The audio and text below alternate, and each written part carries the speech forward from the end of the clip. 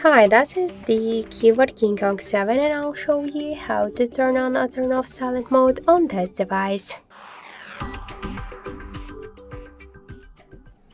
So just to activate or turn off the silent mode, we should open first the control panel and you'll see here this ring icon.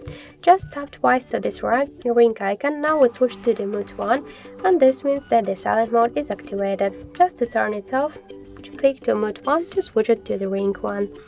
Also, we get one more way how we could do that. Just press to the up or down volume button, this doesn't matter. You will see the same bell icon. Click twice to this bell icon, now we'll switch to the cross bell, so this means that the silent mode is activated. To turn it off, by the same way click to the cross bell to switch it to the normal one.